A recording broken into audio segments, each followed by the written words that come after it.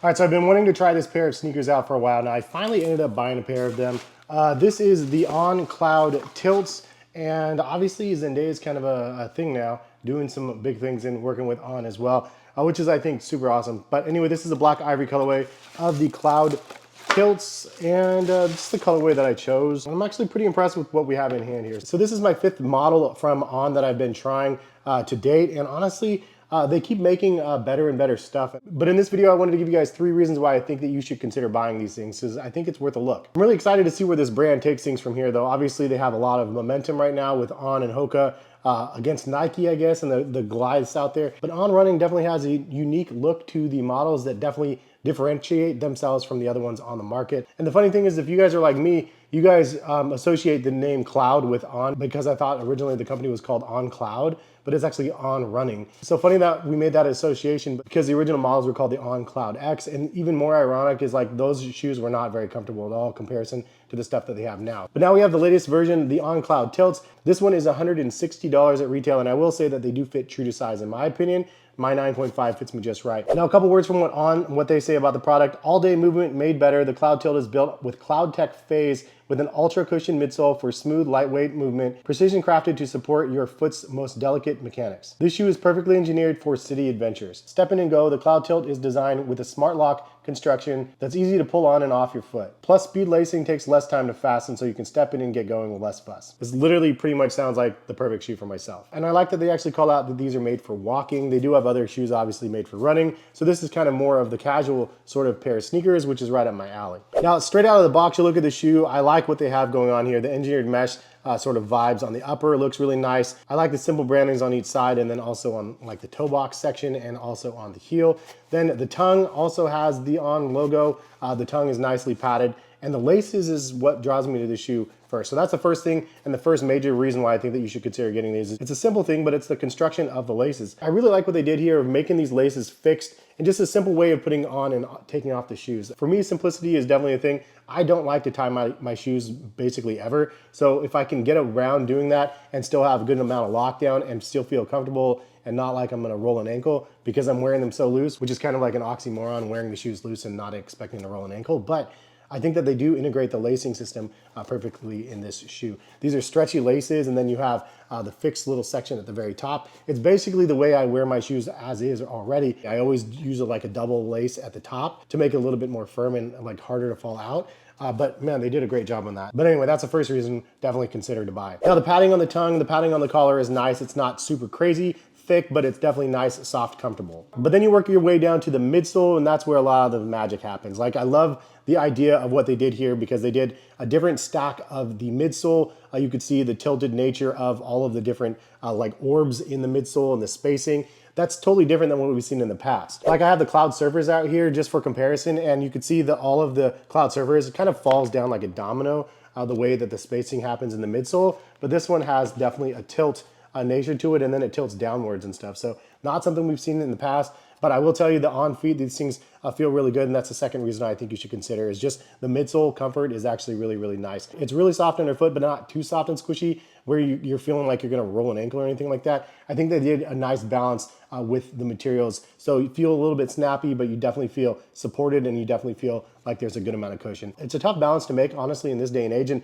of course, what they make for one person isn't gonna be tailored to the next person, because sometimes people prefer something firmer, sometimes people prefer something that's more max cushion. So this is kind of like an in-betweener sort of model where it hits more boxes probably for the majority of people out there. It does say that the midsole uses the CloudTec Phase. And again, I love the simple thing. Yeah, it's called a tilt, and you can actually see the tilt in the midsole. I don't know. It's something cool and something that I appreciate. And just for comparison, side by side, in my opinion, the Surfers are actually a little bit more comfortable on feet than these. Now, that could be because I've worn these in a little bit more, but I really, really like the Surfers. I like these ones better than the Monsters and even the more max cushion versions that they have from On. But the tilts I really like on feet, and the lacing system integrated and everything else, I think is just a match made. Before I get into the last reason why I think you should cop, my only complaint about the model is it's not ultra breathable. Like, the upper is not super breathable. I would say that the Surfers are much more breathable. This material is nice and thick and probably more rugged and lasts longer, but it just doesn't feel very breathable in my opinion.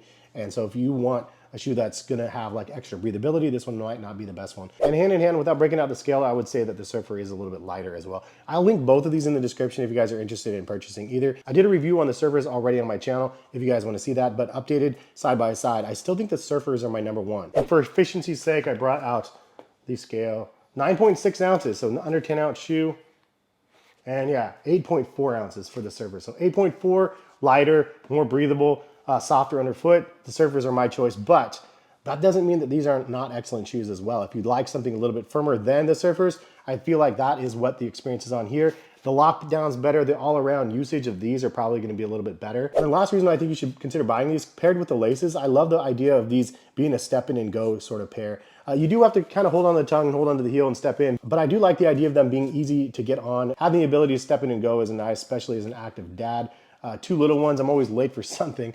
So be able to put these shoes on quickly, easily without having to do any lace work. And then just being able to have them fit nice once you get them on, I feel like that's another big feat. Like the overall structure of the shoe when you have them on, hugs your foot nice enough because of the lacing system with the stretchy stuff. And then also the tongue is semi-gusseted as well, so the tongue doesn't shift around a ton. So smart design there. The heel not being overly padded, like not as much heel cushioning as you get on the Surfers, but enough here that you can slip them on and go. And then you start walking around and it's like a nice heel toe transition. Overall, it just feels really, really good when you're walking around. Now also there is a good amount of traction on the outsole of the shoe. There's little cutouts here and there between the foam. You do have some on the heel and then a pretty good amount on the forefoot. I think the longevity on here is pretty good, but if you guys have a difference in opinion, of course, weigh in the comment section. Also, it does have a 7 mm heel toe drop. The other thing I'd point out is I felt a lot more heel squish in this shoe, not as much in the forefoot. There's still some forefoot squish here, obviously. And as you're running around, like I took the dogs on a run, and the forefoot was actually decent. It just doesn't feel as much as you're just walking around. It's definitely more noticeable when you pick up the pace. And I'm a heavier set guy, obviously, so having the extra cushion for me is nice. In fact, I saw a comment the other day, it's like,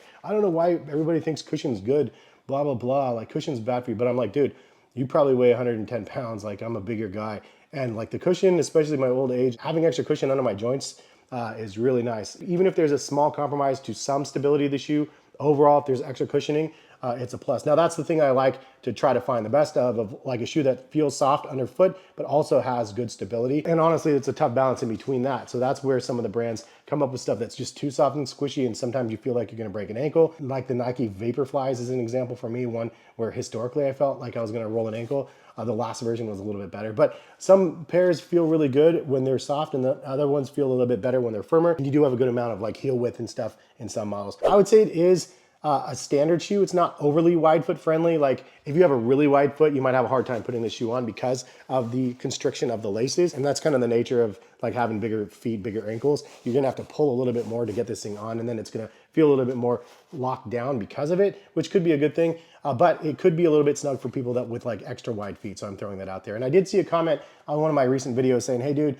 do like a top 10 like wide foot friendly sneakers. I've done that in the past. I just saw your comment and I'll try to work on an updated version of that because there's a lot of great options out there. And just a correction, I believe the Helion is the super foam in this. And then the CloudTec Phase allows for the weight transfer, and I believe that's where all these things come into place. So it's like two different kind of technologies that they always have on their products. There's CloudTec and then there's the Helion. The Helion's the foam. The CloudTec, I guess, is the arrangement of all the ovals and stuff, maybe. I don't really know. Anyways, if I had to rate these, give them some sort of a metric.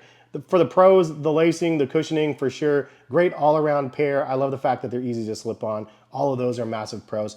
The cons, the fact that they're not super breathable and they're not wide foot friendly.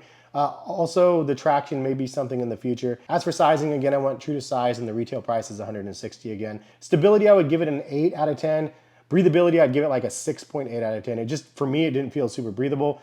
Traction, maybe like an 8, 8.5 out of 10. The comfort rating for me though, I'd give it like an 8.9 out of 10. Like overall, it was pretty nice on feet. I would still rate the Surfers a little bit higher, but that's just, again, my opinion and what I like. If you do want something that's a little bit firmer on foot, just a great all-around sort of pair, easy to get on, a go-to everyday walker. Like I'm gonna be doing an updated vacation sneaker list soon. This would probably be on that list because it's not too soft. It's firm enough where you could feel secure, and like I feel like this one hits a lot of boxes. A lot of people probably really enjoy this shoe. If you guys are interested in buying a pair, I'll link them in the description as well as the Surfers. But I appreciate y'all for stopping by and watching. If you guys have other future videos and suggestions for sneakers that you guys would like to see comparisons to, leave a comment, let me know, and appreciate y'all for stopping in and watching. Have a good one. Hopefully see you back on the channel for some more content. All right, peace guys.